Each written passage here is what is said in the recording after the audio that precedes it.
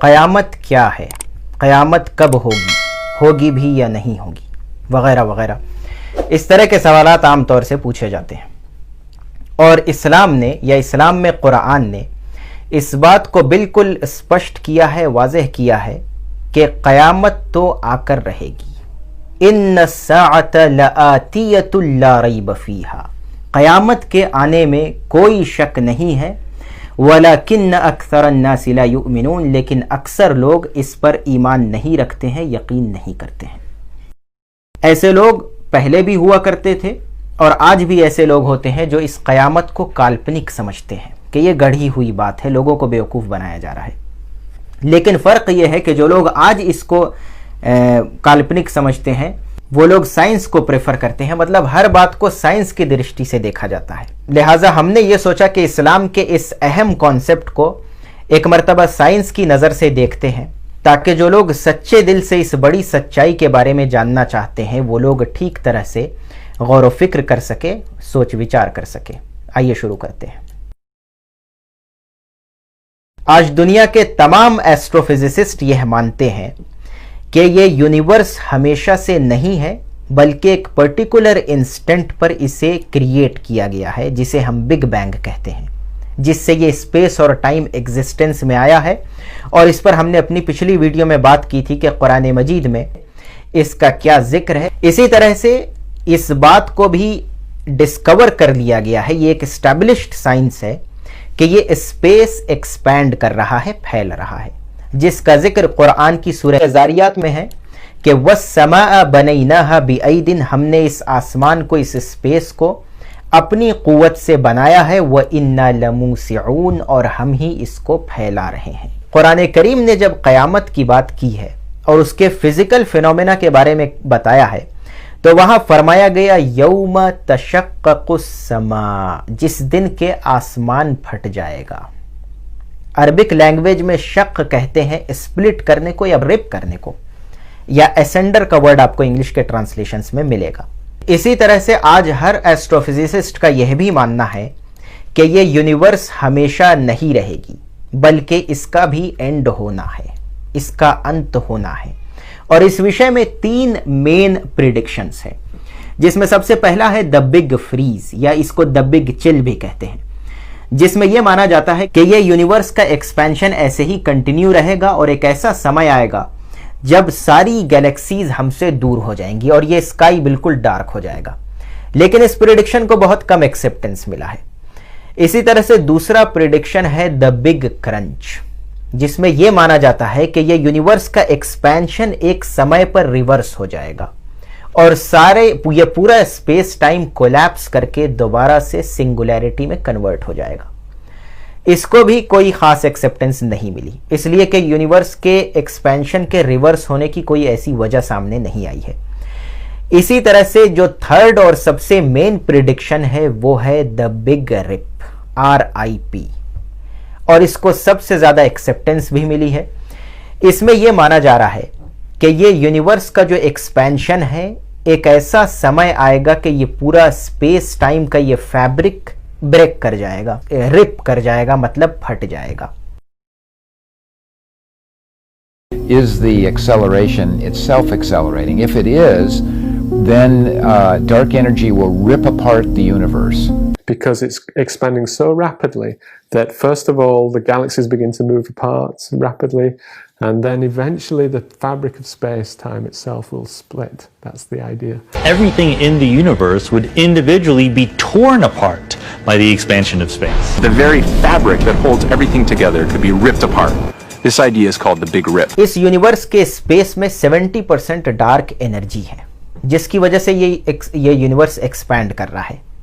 1998 میں یہ بات ڈسکور کی گئی تھی کہ اس یونیورس کا ایکسپینشن لینئر نہیں ہے بلکہ ایکسیلریٹنگ ہے, مطلب یہ کہ ٹائم کے ساتھ اس کی سپیڈ بڑھتی جا رہی ہے.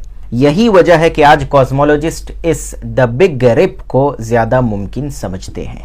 My personal thoughts are that perhaps we will continue with this exponential expansion and perhaps go into a big rip mode.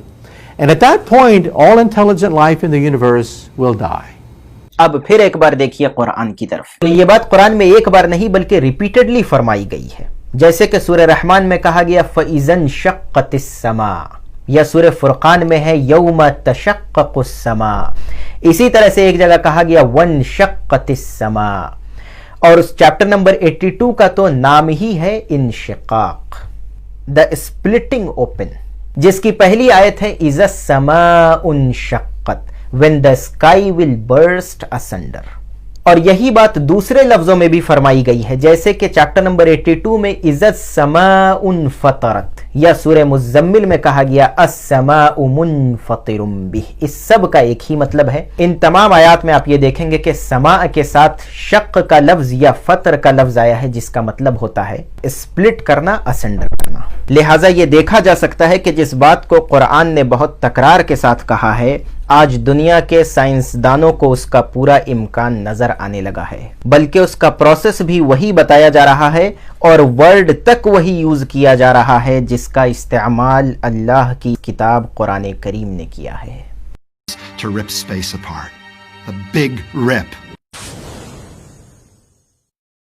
इसके अलावा कुरान में जहां कयामत की बात है, वहां कुछ ऐसी बातों का भी जिक्र मिलता है जिससे यह पता चलता है कि ये फिजिकल लॉज जो हमारे यूनिवर्स में है ये खत्म हो जाएंगे।